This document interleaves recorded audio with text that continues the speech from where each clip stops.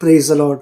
1 തെസ്സലോനിക്കർ 5:24 നിങ്ങളെ വിളിക്കുന്നവൻ വിശ്വസ്തനാകുന്നു, അവനത് നിവർത്തിക്കും. അനുഗ്രഹിക്കപ്പെട്ട നല്ല ദിവസത്തിനായി നമുക്ക് സ്തോത്രം ചെയ്യാം.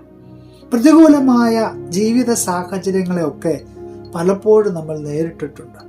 അപ്പോഴൊക്കെ ആദ്യം നമ്മൾ എന്താ ചെയ്യുന്നത്? ആദ്യമേ ദൈവത്തെ കുറ്റം പറയും, അല്ലെങ്കിൽ ദൈവത്തോട് പരാതികൾ പറയും, ദൈവത്തെ പഴിക്കും. അങ്ങനെയാണ് എപ്പോഴും നമ്മൾ ചെയ്യുന്നത്, ശരിയല്ലേ? എന്നാൽ ഇത്തരത്തിലുള്ള ജീവിത സാഹചര്യങ്ങളൊക്കെ നാം നേരിടുമ്പോൾ ദൈവം വാഗ്ദാനം ചെയ്തിരിക്കുന്ന ചില വാഗ്ദത്ത വചനങ്ങളുണ്ട്.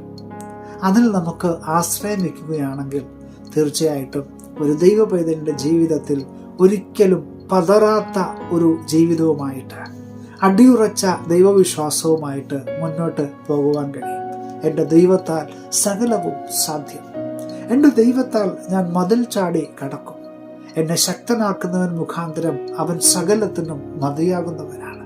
എൻ്റെ കാലുകളെ അവൻ മുള്ളുകളിൽ നിന്നും, എൻ്റെ കാലുകളെ സകല വീഴ്ചകളിൽ നിന്നും അവൻ രക്ഷിക്കും. അതെ, നമ്മുടെ കാര്യങ്ങളൊക്കെ നാം ദൈവകരങ്ങളിൽ ഇങ്ങനെ ആത്മാർത്ഥമായിട്ട് വചനത്തിൽ വിശ്വസിച്ചുകൊണ്ട് നാം പറഞ്ഞു കഴിഞ്ഞാൽ തീർച്ചയായിട്ടും അവൻ നമ്മളെ കരുതുന്ന ദൈവമാണ്. രോഗങ്ങൾ വരുമ്പോൾ നാം തീർച്ചയായിട്ടും ഇങ്ങനെ പറയണം, തമ്പുരാന്റെ അടിപ്പിണരാൽ നമുക്ക് സൗഖ്യം വന്നിരിക്കുന്നു. പൂർണ്ണമായിട്ടും നമുക്ക് വിടുതലുകൾ ലഭിക്കും. നമ്മുടെ ജീവിതത്തിൽ പ്രശ്നങ്ങളെ നേരിടും എന്ന ഒരു ബോധ്യം വന്നു കഴിഞ്ഞാൽ ദൈവവചനത്തിൽ ആശ്രയം വയ്ക്കണം. വേദപുസ്തകം പരിശോധിച്ചു കഴിഞ്ഞാൽ നമുക്ക് എല്ലാ അവസരങ്ങളിലും നമ്മളെ ബലപ്പെടുത്തുന്ന പല വാക്യങ്ങളും നമുക്ക് ലഭിക്കും. പ്രതിസന്ധികൾ നേരിടുമ്പോൾ, നമ്മുടെ ജീവിതത്തിൽ ദുഃഖകരമായ സാഹചര്യങ്ങളെ നാം നേരിടുമ്പോൾ, സന്തോഷത്തിൻ്റെ സാഹചര്യങ്ങൾ നമ്മുടെ ജീവിതത്തിലേക്ക് കടന്നു വരുമ്പോൾ, അനുഗ്രഹങ്ങൾ ലഭിക്കുമ്പോൾ, നമുക്കൊരു വീഴ്ച സംഭവിക്കുമ്പോൾ, നമ്മുടെ ജീവിതത്തിലെ രോഗകരമായ അവസ്ഥകളിൽ, ജീവിതത്തിൻ്റെ ഏത് അനുഭവങ്ങളായിക്കൊള്ളട്ടെ, നമുക്ക് ആശ്രയിക്കുവാൻ ദൈവവചനമുണ്ട്. പ്രിയമുള്ളവരെ, വേദപുസ്തകത്തിൽ പലയിടങ്ങളിൽ നമ്മളെ ബലപ്പെടുത്തുന്ന, നമ്മളെ ആത്മീയമായി ഉണർത്തുന്ന പല വചനങ്ങളുമുണ്ട്. ആ വചനത്തിൽ നമുക്ക് ആശ്രയം വെച്ചു കഴിഞ്ഞാൽ ഇത്തരത്തിലുള്ള പ്രശ്നങ്ങളൊക്കെ ജീവിതത്തിൽ നേരിടുമ്പോൾ ഒരു ദൈവ പൈതലിനും ഒരിക്കലും പതറിപ്പോകുവാനായിട്ട് തമ്പുരാൻ ഇടവരുത്തുകയില്ല. കാരാഗൃഹത്തിൽ ബന്ധിതരായപ്പോഴും അവരൊരിക്കലും ദൈവത്തെ കുറ്റം പറഞ്ഞില്ല, ആരോടും പരാതികൾ പറഞ്ഞില്ല. പകരം എന്താണ് ചെയ്തത്? ദൈവത്തെ പാടി സ്തുതിക്കുകയായിരുന്നു.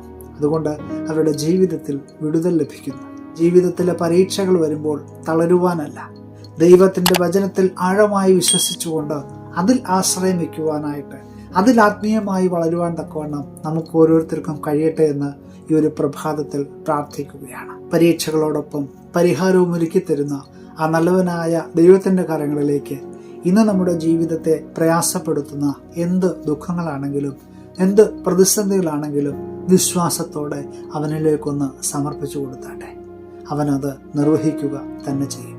അവനതിനൊരു പരിഹാരം തരിക തന്നെ ചെയ്യും. അതുകൊണ്ട് ആ ദൈവിക വചനങ്ങളെ, ദൈവത്തിൻ്റെ വാഗ്ദത്തങ്ങളെ, ദൈവം നമുക്ക് നൽകിയിരിക്കുന്ന വാഗ്ദാനങ്ങളിൽ ഉറച്ചു വിശ്വസിച്ചുകൊണ്ട് നമ്മുടെ ജീവിതയാത്ര സുഖകരമാക്കാം. പ്രിയമുള്ളവരെ, അതിനുവേണ്ടി പ്രാർത്ഥനകളോടെ നമുക്ക് ദൈവസന്നിധിയിൽ ആയിരിക്കാം. വചനത്തിൽ ബലപ്പെടാം.